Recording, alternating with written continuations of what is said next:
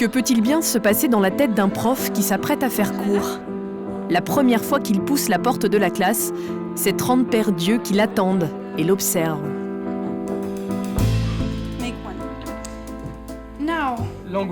La toute première fois, pour ces jeunes profs, c'était il y a quelques mois seulement. Dès qu'on rentre, dès qu'on voit les regards posés sur nous, on sait qu'on n'a pas droit à l'erreur. C'est une classe qui se connaissait bien, qui faisait du bruit, J'étais un peu là, un peu tout seul, face à 35 élèves. Oula, lui, il est plus grand que moi, ils sont qu'en 3e pourtant. Est-ce que ça va être un flop total? Est-ce que je vais parler assez fort? Est-ce que je vais pas être comme ça et tout? Ils n'ont pas envie de voir monsieur, madame, tout le monde, ils ont envie de voir un enseignant. C'est quand même un petit pas, tu vois. Jeunes professeurs en 2011. Leurs angoisses, leurs attentes. Le métier est-il plus difficile qu'il ne l'était hier? Nous allons suivre Anne, prof d'anglais stagiaire, mais aussi nous replonger dans nos archives et tenter de retrouver des professeurs que nous avions rencontrés il y a déjà 15 ans. En 1996, au collège Henri Matisse à Paris, nous avions accompagné pour ses tout premiers pas dans l'enseignement une jeune professeure de français, encore stagiaire. La voici à l'époque, face à ses tout premiers élèves de 5e. Caroline avait alors seulement 22 ans. Asseyez-vous en silence. Cyrielle, Mabinou, Vue, Aurore, Jonathan. Pendant 5 ans, on cravache vraiment pour travailler, pour avoir le concours, etc. Et on réalise pas forcément qu'après, effectivement, on commence tout de suite. On réalise même pas du tout. Vous faites le silence absolu tout de suite et vous vous y mettez, sinon je note. José, qu'est-ce que je viens de dire? Ça t'intéresserait que je ramasse? T'en es où là? Au point mort? Pour asseoir son autorité, Caroline s'était imposé des règles à faire frémir tous les élèves de France. D'abord ne pas sourire. Très vite apprendre à punir. Je suis bonne aujourd'hui. Et puis s'imposer l'uniforme du prof, lunettes rondes, cheveux courts et vêtements sombres. Pour rentrer dans la peau de quelqu'un qui a de l'autorité ou de rentrer dans la peau d'un professeur en général, ça peut pas s'apprendre, ça. C'est à nous de faire le travail tous les matins quand on va en classe, en fait. Et de quitter la peau quand on rentre chez soi. Ça peut pas s'apprendre, absolument pas, ça. Tout le reste, on est formé, mais ça vient petit à petit. Joseph, je peux en placer une? Vous êtes gentil.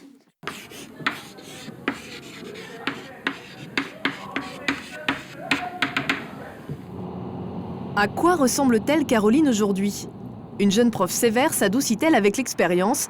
Pour répondre à cette grande question, nous l'avons retrouvée à Gien, petite ville des bords de Loire. C'est ici que la jeune prof célibataire parisienne d'il y a 15 ans s'est installée, au bout de cette avenue dans une jolie maison où elle vit désormais en famille. Si. Dans la télé. T'as fait tomber du saucisson dans la télé? Non, voilà. Alors. La voici donc, Caroline. Au bricoleur, là, tu viens? Basile, viens mesurer ta grenadine. Dans sa vie, il y a maintenant Suzanne, Basile et leur papa Mathieu. La jeune maman tendre que nous découvrons a peut-être oublié la prof autoritaire qu'elle était il y a 15 ans. Nous ne résistons pas à l'envie de lui rafraîchir la mémoire. Un reflet d'un quartier populaire du 20e arrondissement, donc pas forcément facile à maîtriser. Ça vous plaît ce métier? Oui. Ah, c'est toi, maman? Oui, c'est moi. Comment je suis jolie avec mes lunettes?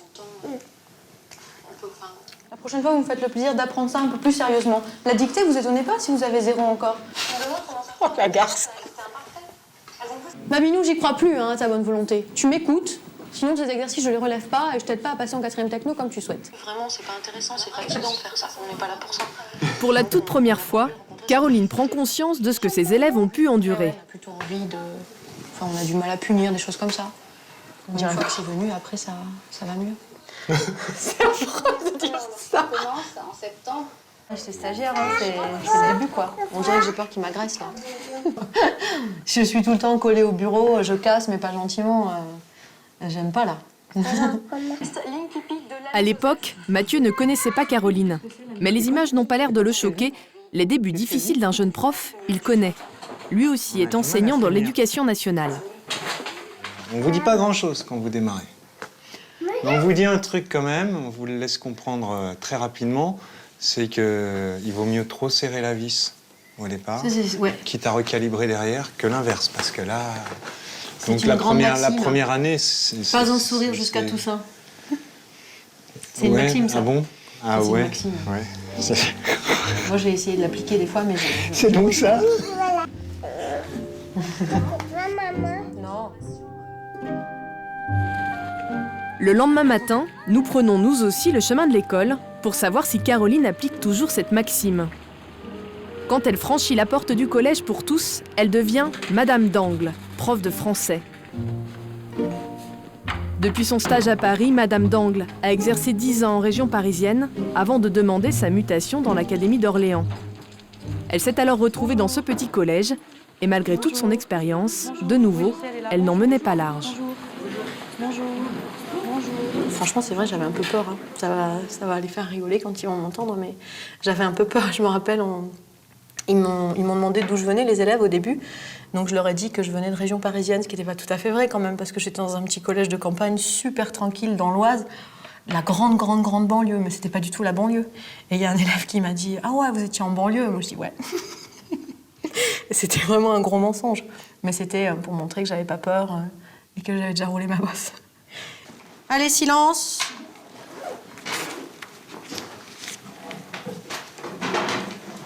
Silence encore.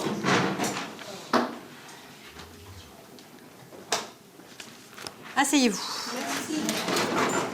Qui a dit que l'école n'est plus ce qu'elle était? Est-ce que ça, c'était bien? Aujourd'hui, comme hier, C'est rigolo. en 5e, on attend toujours le signal du professeur pour s'asseoir et on apprend toujours les règles de conjugaison. Aujourd'hui, révision des temps composés. Les élèves subiront-ils le même sort que leurs aînés de l'année 96? Réponse dès les premières minutes de cours.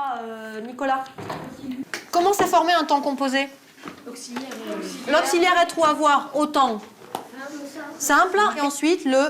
Temps de la base verbale. Non, tu vois, tu dis n'importe quoi. D'abord, base verbale, j'ai jamais dit ça de ma vie. La forme verbale. On peut tout recommencer là, vous dites n'importe quoi. Tu vois du fond, toi? Quand Madame d'Angle pose une question, aujourd'hui comme hier, mieux vaut donc toujours avoir la bonne réponse. Tu surlignes si t'as pas écrit en rouge. Alors, page 318, exercice 1. Dans tous les cas, c'est la même phrase. Qu'est-ce que le chevalier fait avant? Ne dites pas d'ânerie, sinon on recommence tout depuis le début. Qu'est-ce que le chevalier fait avant? Malik. Quand il eut achevé la construction, il la protégea des animaux. Oui, comment t'écris U? EUT. Achevé. Malik s'en sort bien. Toute la classe se réconcilie avec les temps composés. La méthode d'Angle semble fonctionner. Participe passé du verbe. C'est le moment du passage au tableau. Quand il lui mordre ou quand il lui mordu? On te demande donc de placer sur une flèche du temps les deux actions. Quand l'écuyer avait fourni ses armes au chevalier, celui-ci se lançait à l'attaque. Les élèves que nous avons tous été remarqueront au passage le changement d'époque. Le tableau, il n'est plus noir, il n'est plus vert, non, il est magique. De quoi réconcilier les élèves avec l'envie d'y venir. Le doigt, avec là, comme ça, hop là. Les temps ont décidément beaucoup changé. Il n'est pas sûr qu'à ses débuts, Madame d'Angle se soit autorisée à sourire en présence d'un élève. On peut pas dire que ce soit pas joli. Pour le coup, quand je disais il y a 15 ans, on rentre dans la peau d'un prof et puis on en sort le soir, alors là, zéro, là. Je fais pas du tout ça maintenant. Je sais pas ce qui est bien et mal, mais là, j'y arrive pas, quoi. Ils sont vraiment attachants. On n'arrête pas de dire que tout affect est à bannir de la relation pédagogique, mais c'est pas... Enfin, moi, je peux pas, quoi. Donc, je les trouve attachants. C'est pas un terme qu'on devrait employer pour des élèves, mais voilà, c'est comme ça. Je me demande comment certains ont eu 17, elle a dit que t'es imparfait.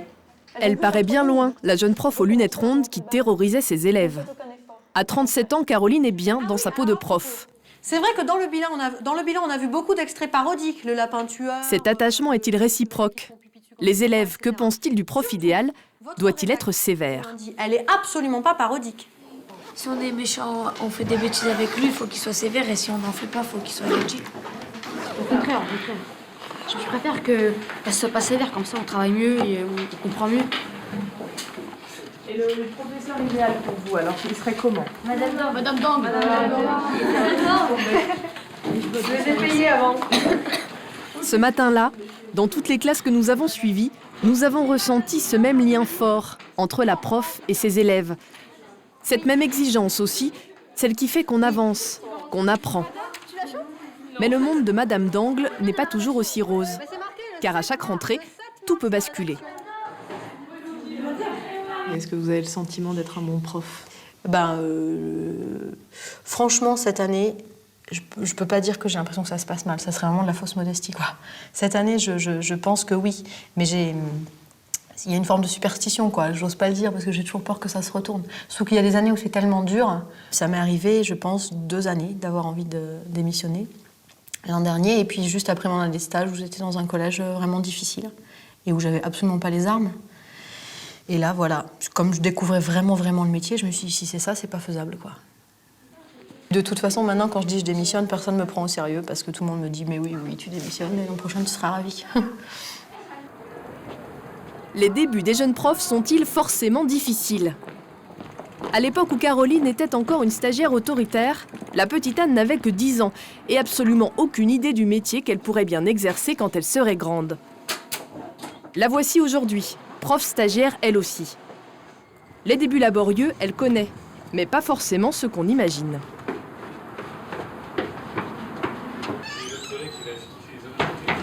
Bah voilà, ça c'est un problème pratique. Donc pas de vidéoprojecteur, pas d'écran. Donc comment faire? Pour son cours de 15h30, Madame Fauquet doit projeter un film au premier S. Après un quart d'heure de galère, c'est finalement grâce au proviseur qu'elle trouve une solution. Pour l'écran, c'est réglé plus que 10 minutes avant l'arrivée des élèves. Ça va être difficile de brancher le vidéoprojecteur qu'on a quand même réussi à avoir. Une fois de plus, monsieur le proviseur vient à son secours. Ça va, on a encore 1 minute, on est dans les temps. Hop. Ah si, c'est bon, ça marche. C'est merveilleux. Quand ça marche, c'est merveilleux. Tout est enfin prêt. La jeune Anne peut s'effacer. Il est grand temps pour Mrs. Fauquet d'entrer en scène. Good afternoon. Hello, good afternoon. Hello. You may sit down, thank you. D'entrée de jeu, il y a ce petit quelque chose qui fait la différence et qui impressionne toujours les élèves. La prof d'anglais a un accent impeccable. To dub. Sarah. Doubler, oui, le verbe doubler. Voice over. Chloé. La voix off. Very good. And slow motion and fast motion, Loïc. Un ralenti et accéléré. Très bien. Dans tous les métiers, il y a ceux qui ont des débuts laborieux et ceux qui réussissent du premier coup.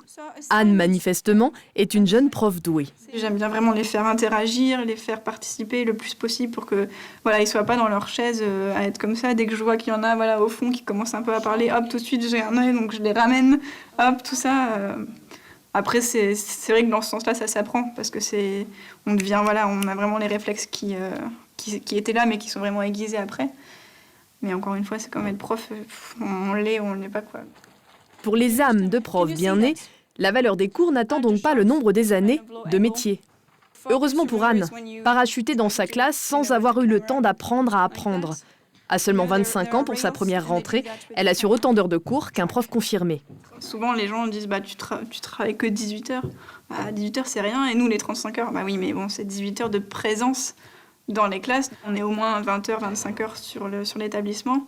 Et puis, bah, chez nous, on a tout le travail derrière de correction de copies, on élabore des exercices, des contrôles. Et puis, bah, voilà, aussi, à chaque minute, c'est vrai que j'ai toujours un peu dans le coin de ma tête comment je pourrais exploiter ça pour des élèves. Prof, c'est un métier qu'on ne laisse pas à la porte de la classe. Il vous poursuit jusque dans votre sommeil. En fait, il y a toujours le cauchemar du prof, de se retrouver en pyjama devant la classe ou d'arriver, d'être complètement... voilà. On se dit, mince, mais j'ai rien préparé, en fait. Comment je vais faire ouais, ça arrive. C'est le même côté, en fait. On est à l'école, donc tout peut arriver. Mais le vrai cauchemar du prof, c'est sa première mutation. Jusqu'à la fin de l'année, Anne exercera dans l'académie de Montpellier où elle vit. À la rentrée prochaine, elle pourra être affectée n'importe où en France. Ce cauchemar, des générations de profs l'ont vécu. En 1996, nous avions suivi des enseignants mutés en Picardie pour leur tout premier poste. Et la Picardie, quand on venait comme Gilles de Toulouse, était vraiment vécue comme une punition. Non, moi, je ne suis pas de cette terre, ma terre elle est loin et j'ai l'impression qu'on m'a arraché à mes origines, à mon passé, à tout un mode de loisirs, de vie qui ne sont pas... que je ne peux pas retrouver ici. On a réglé tout à l'heure. Pour oublier cet exil, Gilles consacrait tout son temps à sa discipline, le génie mécanique. Mais il ne rêvait que d'une chose, obtenir sa mutation dans le sud. Le grand moment donc, au printemps, c'est au fin printemps, donc en mai, c'est lorsqu'on cherche sur le service Minitel notre nom dans la liste des heureux mutés et de ne pas l'avoir. Ça, c'est un très, très fort moment de déception. Quand nous l'avions quitté il y a 15 ans, dans son studio mansardé, Gilles était sur le point de craquer. L'enseignant ne supportait plus la solitude des soirs de semaine, ni les allers-retours à Toulouse un week-end sur 2. Il voulait vivre avec sa femme. T'as réservé ton billet d'avion? Non, le billet d'avion, je peux plus l'avoir. Il n'y a plus de place. Et le train? J'y vais demain. Là, il n'y a pas de problème pour le train. D'accord. Je ne vois pas comment on va faire l'année prochaine si jamais je n'ai pas ma mute. Si j'ai pas ma mute l'année prochaine, on va devoir faire une décision, avoir une décision pour gérer ça, parce que ce n'est plus possible de continuer comme ça. Là, ça fait 2 ans qu'on est dans cette situation-là. J'ai pas envie de continuer la 3e année comme ça, non, pas possible. 15 ans plus tard, nous avons cherché Gilles. En Picardie, son ancien lycée a perdu sa trace. C'est finalement sur ces terres que nous l'avons retrouvé. Rendez-vous place du Capitole, à Toulouse. Gilles a aujourd'hui 44 ans, les tempes un peu grisonnantes, et il est toujours enseignant. Je suis là depuis quelques années. J'ai eu ma mutation il y a une petite dizaine d'années. Et bon, normalement, je suis titulaire sur Toulouse. J'ai eu l'impression d'arriver à remettre un peu à sa place, vraiment. Avec le temps, les souvenirs se sont un peu effacés, mais les images restent. Celles de notre reportage permettent à toute la famille de se replonger dans cette époque lointaine. Elle est loin, j'ai l'impression qu'on m'a arraché à mes origines, à mes passés. Ça va, tu t'emmerdes pas trop? Un peu. Un peu? Je suis là ce week-end. Ouais. Aux premières loges, Sabine, la femme pour laquelle Gilles a traversé la France. De revoir mon épouse, plutôt que de la voir uniquement qu'au téléphone, ça, je peux pas dire à quel point ça me fait plaisir, mais c'est très très important. Là, je suis bien. La déclaration, il m'en a pas fait depuis longtemps. Oh. Mais tu vois, c'est quand t'es pas là. Il est pudique, notre Gilou. Face à l'épreuve picarde, le couple de Gilles et Sabine a tenu bon. 15 ans et 2 enfants plus tard, on perçoit même encore cette petite étincelle dans le regard. Oh, ça va? Tu vieillis bien. Deuxième. Côté cœur, le puzzle est en place. Mais côté cours, la carrière de Gilles n'est pas ce qu'on appelle un long fleuve tranquille. Pourtant, tout avait bien commencé. Quitter la Picardie pour le Sud, et même 3 ans plus tard, obtenir la mutation qu'il attendait tant, chez lui, à Toulouse. Donc là, ça a été un grand coup de chance, vraiment, d'obtenir ce poste-là. Et puis bon, de façon un petit peu caricaturale, mais je m'y voyais, sauf volonté de ma part, je m'y voyais presque jusqu'à la retraite. C'était le poste idéal. Du coup, moi, j'ai acheté une maison à proximité. La maison, Gilles l'a gardée, mais pas le poste. Réduction de personnel et le voilà muté à l'autre bout de la ville. 40 minutes de route, matin et soir, parfois 2 fois par jour, pour se rendre au lycée. Et ce n'est pas tout, son poste est de nouveau menacé. Je risque d'ici 1 an, d'ici 2 ans, d'avoir mon poste supprimé. Et bien sûr, je ne veux pas 15 ans après me retrouver à 150 ou 200 km de mon domicile. Et ça peut arriver demain. 18 ans de carrière dans l'éducation nationale, et Gilles part encore au travail avec la boule au ventre. Dans quelques jours, il sera fixé sur son sort pour l'année prochaine. Nous le laissons à la porte du lycée, où nous ne sommes pas autorisés à le suivre. Le sujet des mutations et des réductions de postes, c'est une question sensible. Pour Gilles, le retour au pays ne s'est donc pas vraiment passé comme il l'imaginait en ce jour de 1996, au café de la Pointe du Hourdel en Picardie. Nous l'y avions rencontré en compagnie d'un autre enseignant, lui aussi du Sud, lui aussi muté dans la Somme. Oh, peut-être qu'un jour on aura la mutation, l'année prochaine avec un peu de chance. Ouais, il faudrait un jour. Jean-Pierre, prof d'économie et de gestion commerciale à Abbeville, vivait un peu mieux que Gilles cet exil forcé. Quand on est muté ici, on n'a pas réellement le choix. Donc en fait, ma philosophie, c'est de se dire, on est muté loin de chez soi, on n'est pas forcément dans la région où on souhaitait être.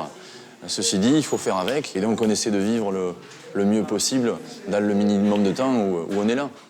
Vous allez faire barre d'espacement, ce qui est indiqué au-dessus, pour valider et montrer à l'ordinateur que vous avez choisi. 15 ans plus tard, qu'est-il devenu, Jean-Pierre? Lui aussi a obtenu son aller simple pour le Sud, et une petite voix nous dit qu'un prof heureux, ça existe encore. Vous êtes bien sur la messagerie de Jean-Pierre Gueulard. Inspirez, soufflez, détendez-vous. C'est à vous de parler. Zen et souriant, le voici le grand gagnant de la loterie des mutations. Il y a 10 ans, il mise tout sur Narbonne, sa ville, alors qu'aucun poste n'est à pourvoir. La chance lui sourit, il se retrouve prof au lycée d'Hydro, celui-là même où il a passé son bac. Ça aurait pu être à Sète, à Perpignan, ou à Montpellier, ou ailleurs, ou à Lozère aussi. Tout de ce point de vue-là, oui, effectivement, j'ai eu de la chance, puisque, a priori, quand j'avais demandé ma mutation, il n'y avait pas de poste, et un poste s'est libéré par chance, on va dire. Allez, on rentre. La journée commence avec les élèves de BTS par un cours d'informatique. Mais l'informatique, ça vieillit plutôt mal. Alors qu'est-ce qu'un prof de 42 ans va bien pouvoir apporter à cette génération qui a grandi avec les ordinateurs? Vous vous souvenez des 2 idées principales?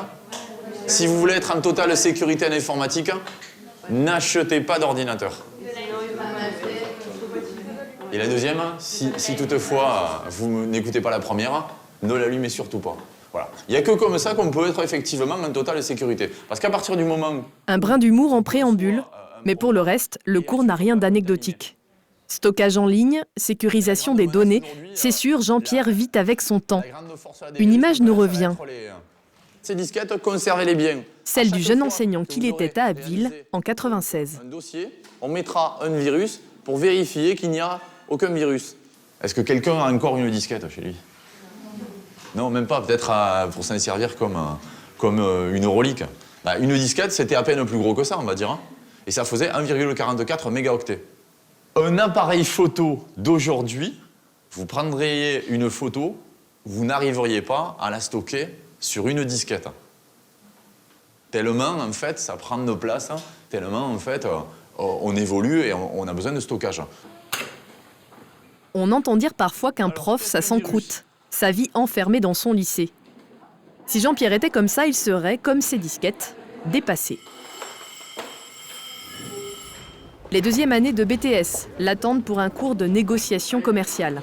Bruno, Quentin, allez, dépêchez-vous. Le grand talent de Jean-Pierre, c'est ce subtil équilibre. Une attitude décontractée, mais un sens aigu de la pédagogie. On fait toute la négo. On arrive à l'argumentation, et puis depuis le début, il vous dit, au fait, ça fait quel prix, ça fait quel prix, ça fait quel prix, ça fait quel prix. C'est son obsession. Si j'annonce ça, 850 000 €, ben, inévitablement, ça vous invite à dire quoi, 850 000 €? Ça fait quand même un peu beaucoup. Vaut mieux diviser par le nombre de cases. Attends, on peut encore refaire éventuellement par boîte, on va dire. Hein. 2,6 €. Eh, moi, on me dit, voilà, écoutez, ça va juste vous coûter 2,60 €. Bon, c'est acceptable. Pour faire entrer le juste prix dans le crâne de ses élèves, Jean-Pierre donne de sa personne. La présence, l'énergie, les gestes, tout compte pour faire passer le message. Ils s'attendaient à quelque chose de phénoménal et ils sont déçus. Bonne journée. Notre rôle à nous, il est de leur apporter quelque chose que l'on ne trouve pas dans les livres. Un prof, s'il sert à rien, on n'a qu'à mettre une machine, sincèrement. Je ne suis pas sûr qu'avec une machine, on apprenne. Ou alors, si, on va apprendre pour quelques-uns. Mais on ne travaille pas pour les quelques-uns qui ont déjà appris. On travaille pour ceux qui n'ont pas appris. Ou qui ont des difficultés d'apprentissage. Et ça, une machine, ça ne peut pas l'apprendre. Ensuite, quand il vous dit que vous êtes trop cher par rapport à vos concurrents... Et si c'était ça, le secret d'un prof heureux? S'investir, rester dans le coup, un prof utile comme au premier jour. Un secret de prof, Jean-Pierre en a un autre, il sait décompresser. En plein cœur des Corbières, cette région qui lui a tant manqué, il accepte de se replonger 15 ans et 900 km plus tôt. 1996, dans son lycée d'Abbeville, ses amis n'avaient jamais vu les images. Alors à votre accent, on perçoit d'emblée que vous n'êtes pas de cette région. J'ai pas remarqué qu'il avait les yeux aussi clairs. T'as toujours les lunettes de soleil quand tu vois. Et combien de temps tu es resté là-haut? J'y suis resté 5 ans. 5 ans, ouais. 5 ans. Quand aujourd'hui on voit à la météorologie nationale qu'à Lille il fait 1 degré et qu'il fait 15 degrés en Languedoc-Roussillon, ça se passe de commentaires. Il était bon déjà. Ils avaient de l'humour déjà à l'époque. Et là, attendez, les gars, là, on reprend des photos des uns et des autres. Et il y a 15 ans en arrière, personne n'a fait le malin. Là, l'académie pourrait te faire partir ailleurs encore? Non, si je demande pas de mutation, a priori, non. D'accord. Mais il y a après, il y a l'aspect fonctionnaire jusqu'à la retraite, il peut rester au même endroit. Le professeur, fonctionnaire, toujours en vacances. Les clichés habituels. Jean-Pierre ne riposte pas, inutile. D'ailleurs, ses amis le savent, prof, c'est aussi de longues soirées à préparer les cours, à corriger les copies pas toujours passionnantes.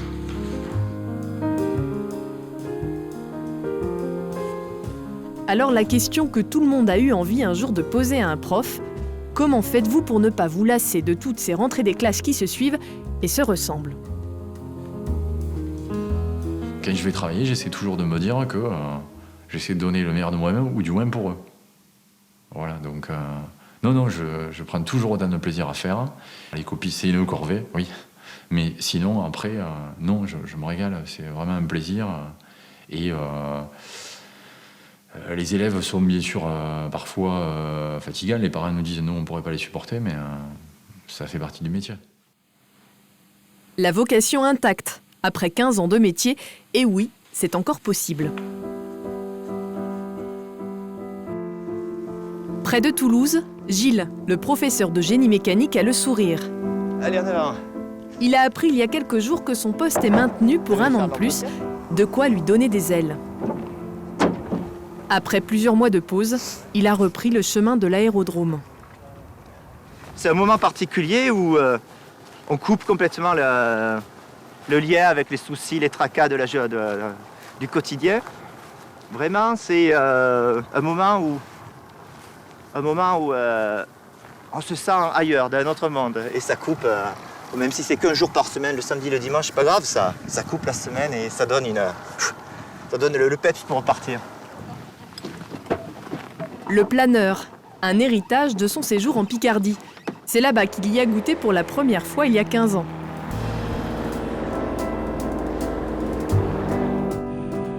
Là-haut, bien loin de son lycée, Gilles songe encore à l'enseignement. Dans quelques mois, il sera instructeur, prof de planeur le week-end pour le plaisir. Dans ce domaine au moins, personne ne prévoit de suppression de poste. Mais pour le reste, si c'était à refaire... Si aujourd'hui je me retrouvais dans la situation d'être nouvellement diplômé de l'université, puis est-ce que je passe le concours ou pas? Je sais pas, je me demande, je pense que ceux qui le font ce geste-là aujourd'hui, ils ont beaucoup plus de courage que nous à l'époque. Il en faut sans doute du courage pour devenir prof aujourd'hui. Cette année, les candidats au concours sont 2 fois moins nombreux que l'année précédente. Anne, la jeune prof d'anglais, participe à sa dernière journée de formation à l'IUFM. En l'observant avec ses collègues, on se demande bien ce qu'ils sont venus faire dans cette galère. Raconter tout le fait d'aimer transmettre, ça, je pense que ça peut aider à surmonter tous les bâtons qu'on pourra nous mettre dans les roues, que ce soit administrativement ou même les enfants, enfin tous les bâtons possibles. Et c'est ça qui fait qu'on continue d'y aller, oui.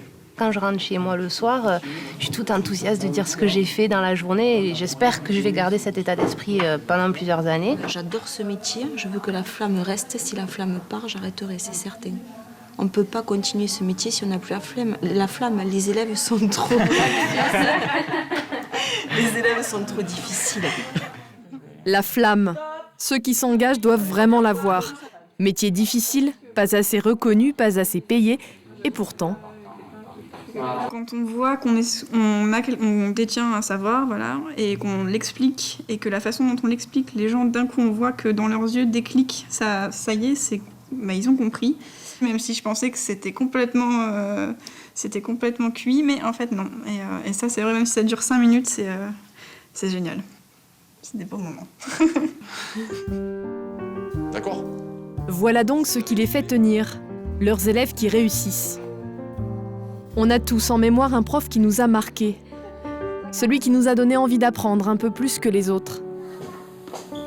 Caroline Dangle est de ceux-là. Dans cette boîte, la prof de français a conservé les mots laissés par ses élèves. 15 années de carrière résumées dans ces quelques lettres. Ça, c'était le livre qu'ils m'ont fait il y a 15 ans. Pas rancunier, les 5e de 1996. Pour son départ, il lui avait laissé ce petit cahier.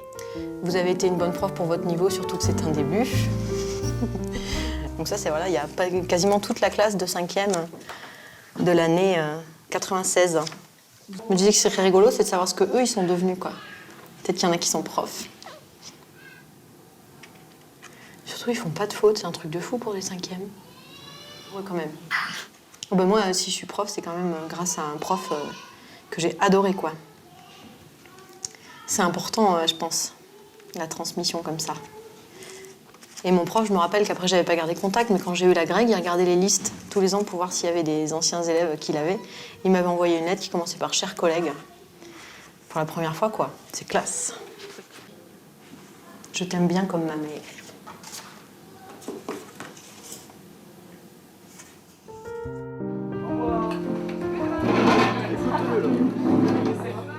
Que peut-il bien se passer dans la tête d'une jeune prof qui vient de terminer son cours et qui quitte sa classe?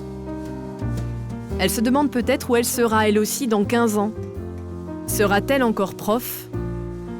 Aura-t-elle encore la flamme? Le rendez-vous est pris pour 2026.